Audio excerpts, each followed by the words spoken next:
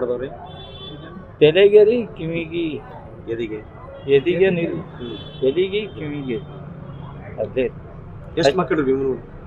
ಎರಡೇ ಹುಡುಗರು ಅವ್ರಿ, ಸಣ್ಣವ್ರಿ ಏನ ಸರ್, ಭಾಳ ಸಣ್ಣವ್ರಿ ಹುಡುಗರು, ಮಾತು ಬರಂಗಿಲ್ರಿ ನಾವ್ಕ. ಮೋಸ ಮಾಡಿಬಿಟ್ರ. ಇದು ಅಧ್ಯಕ್ಷದ್ರಲ್ಲಿ ಗ್ರಾಮ ಪಂಚಾಯತ್? ಹ್ಞೂ ರೀ, ಗ್ರಾಮ ಪಂಚಾಯತಿ ತಾಲೂಕ್ ಪಂಚಾಯತಿ ಅಂತ ಮಾಡಿ ಐತ್ರಿ, ನಮ್ಗೆ ಕಳಸೆ ಹೋಯ್ತು.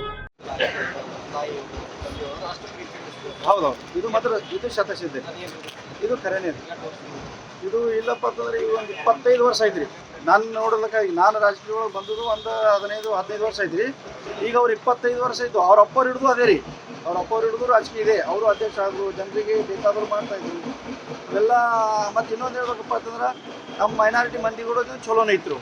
ಮೈನಾರಿಟಿ ಮಂದಿಗೆ ಹೋದ ಸೊಸೈಟಿ ಅಧ್ಯಕ್ಷ ಮಾಡಿದರು. ಆಮೇಲೆ ಈಗೆಲ್ಲ ಅವ್ರ ಜೊತೆ ಮೈನಾರಿಟಿ ಮಂದಿನೂ ಅವ್ರ ಜೊತೆನೇ ಇರ್ತಾ ಇದ್ದಾರೆ. ಅವ್ರು 4 ಸದಸ್ಯರನ್ನು ಆಯ್ಕೆ ಮಾಡ್ಕೊಂಡು ಬರ್ತಾ ಇದ್ದಾರೆ. ಎಲ್ಲ ನಮ್ದು ಆಟ ನಡೀಲಾರ ಬಟ್ಟಾಕಿ ಏನೋ ದುರಾದೇಶ ಇಟ್ಕೊಂಡು ಅವ್ರು ಮಾಡಿದಾರೋ ಏನು ಮಾಡಿದಾರೋ ಅದು ಭಗವಂತ ಗೊತ್ತಿರಿ, ನನಗೆ ಗೊತ್ತಿಲ್ಲ. ಆದರೆ ಈಗ ಗೊತ್ತಾಗೋದು ಈ ಪರಿಸ್ಥಿತಿ ನೋಡಿದ್ರೆ ಇದು ಅನಿಸ್ಲಾಗುತ್ತದೆ. ಎಲ್ಲಿ ಹೊರಗಿನವ್ರು ಬಂದು ಮಾಡಿದ್ದ? ಪುರಾಣವರೇ ಮಾಡಿದ್ದಾರೆ, ಪುರಾಣವರೇ ಮಾಡಿದ್ದಾರೆ. ಪರಿಚಯಸ್ಥರೇ ಮಾಡಿದ್ದಾರೆ. ಪರಿಚಯಸ್ಥರಲ್ಲ,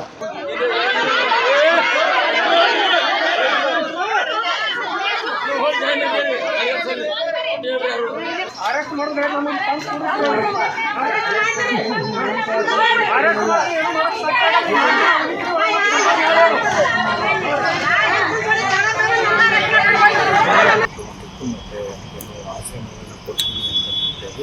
ಇವರು ಮುಂಚೆ ಪಂಚಾಯತ್ ಪ್ರೆಸಿಡೆಂಟ್ ಆಗಿರ್ತಾರೆ. ಈಗ ಇತ್ತೀಚೆಗೆ ಕೆಲವು ವಾರದ ಮುಂಚೆ ಅದನ್ನು ರಿಸೈನ್ ಮಾಡಿದ್ದಾರೆ. ಇದ್ದಾಗ ಒಂದು ಸ್ವಲ್ಪ ಕೊಟ್ಟು ಆಶ್ರಯ ಮನೆ ಕೊಡ್ತೀನಿ ಅಂತ ಹೇಳ್ತಾರೆ. ಈ ಕಡೆ ಆಶ್ರಯವನ್ನು ಮನೆಗೆ ಬಂದವರಲ್ಲ ಮತ್ತು ದುಡ್ಡು ಬಂದಿಲ್ಲ. ಅದೇ ರೀತಿ ಇನ್ನೊಬ್ಬ ಆರೋಪಿ ತನ್ನ ಅಣ್ಣನ ಮೇಲೆ ಏನು ಒಂದು 353 ವಿತ್ ಅಟ್ರಾಸಿಟಿ ಕೇಸು PDO 2023ರಲ್ಲಿ ಕಂಪ್ಲೇಂಟನ್ನು ಕೊಟ್ಟಿರ್ತಾರೆ. ಸೊ ಆ ಹಿನ್ನೆಲೆಯಲ್ಲಿ ಅವರ ಅಣ್ಣನೂ ಕೂಡ ಅವಾಗ ಅರೆಸ್ಟ್ ಆಗಿರ್ತಾರೆ. ಕೇಸ್ ಆಗಿ ಅರೆಸ್ಟ್ ಆಗಿರೋದಕ್ಕೆ ಕಾರಣ ಭೀಮನಗೌಡ ಬಿರಾದರ್ ಅನ್ನೋದು ಕೂಡ ಇನ್ನೊಬ್ಬ ಆರೋಪಿತನ ತಲೆಯಲ್ಲಿ, ಜಾಕೀರ್ ಯಸ್ಮಿಯಾರ್ನ ತಲೆಯಲ್ಲಿ ಇದರ ಬಗ್ಗೆ ಇರುತ್ತೆ. ಅದೇ ರೀತಿ ಇನ್ನೊಬ್ಬ ವ್ಯಕ್ತಿ ಫಿರೋಜ್ ಅಂತ ಏನು ಸೆಂಟ್ರಿಂಗ್ ಕೆಲಸ ಮಾಡ್ತಾನೆ, ಇವನು ಕೂಡ ಮುಂಚೆ ಈಗ ಡಿಸೀಸ್ಡನ ಮನೆ ಕೆಲಸನೂ ಮಾಡಿರ್ತಾನೆ. ಸೈಡು ಮತ್ತು ಕಡಿನ ಕೊಡಬೇಕು ಅನ್ನೋದಿರುತ್ತೆ. ಆ ಹಿನ್ನೆಲೆಯಲ್ಲಿ ಒಂದು ಆ ವ್ಯವಹಾರದಲ್ಲಿ ಈತ ಮಧ್ಯಸ್ಥಿಕೆ ವಹಿಸಿರ್ತಾನೆ ಅನ್ನಿಸ್ತಾರೆ.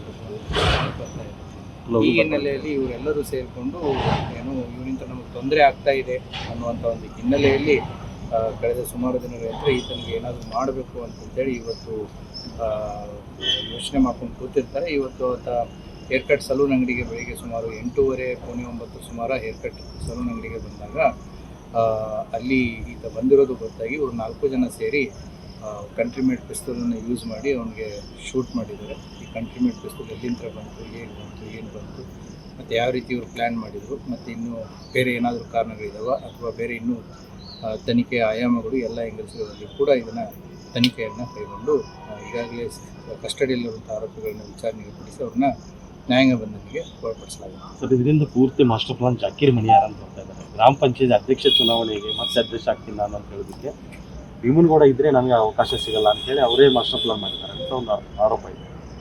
ಎಲ್ಲ ಆರೋಪಗಳನ್ನು ನಾವು ತನಿಖೆಯ ಸ್ವರೂಪದಲ್ಲಿ ತಗೊಂಡು ಎಲ್ಲ ಆಯಾಮಗಳಲ್ಲಿನೂ ಕೂಡ ಇದನ್ನು ತನಿಖೆಯನ್ನು ಮಾಡ್ತೀವಿ. ಜಾಕೀರ್ ಮಣಿಯಾರದ್ದು ಇನ್ವಾಲ್ವ್ಮೆಂಟ್ ಖಂಡಿತವಾಗಿಯೂ ಕಾರ್ಯಕ್ರಮವನ್ನು ಕೈಗೊಂಡು.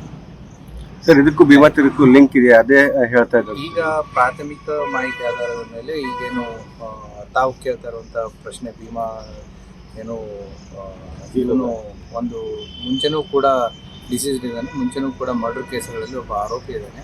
ಬಟ್ ಪ್ರಾಥಮಿಕ ತನಿಖೆಯಲ್ಲಿ ಅದೇನು ಬೆಳಕಿಗೆ ಕಂಡು ಬಂದಿಲ್ಲ. ಇದು ಏನು 4 ಜನ ಇದ್ದಾರೆ ಆರೋಪಿತರು ಇವಾಗ ಸದ್ಯಕ್ಕೆ, ಅವರು ಕೂಡ ಅದೇ ಹಳ್ಳಿಯೊಳಗೆ ಇದ್ದಿದ್ದಿದೆ. Preliminary investigation is showing some. ನಮ್ಮ ಕಾನೂನಿನ ಕೆಲಸ ನಾವು ಮಾಡಾಕತ್ತೀವಿ. ಅವ್ರು ಅರೆಸ್ಟ್ ಮಾಡೋದಕ್ಕೆ ಅರೆಸ್ಟ್ ಮಾಡ್ತೀವಿ.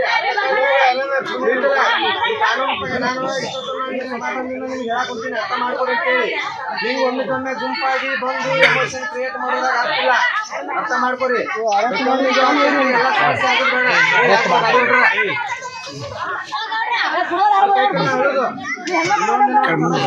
ಇದು 1ರಿಂದ ಇನ್ನೊಂದು ಈಗ ತಪ್ಪು ಮಾಡಿದ್ರೆ ಬೇರೆ ಒಪ್ಕೊಂತಾರ. ಈಗ ನೀವು ಅಮಾಯಕರಿದ್ದೀರಿ, ಹೌದಾ? ನೀವು ಮತ್ತೆ ಇನ್ನೊಂದು ಸಮಸ್ಯೆ ಸಿಕ್ಕೋಬೇಡ್ರಿ. ಬೇಡ, ನಮ್ದು ಏನೈತಿ ನಾವು ಕಾನೂನು ಪ್ರಕಾರ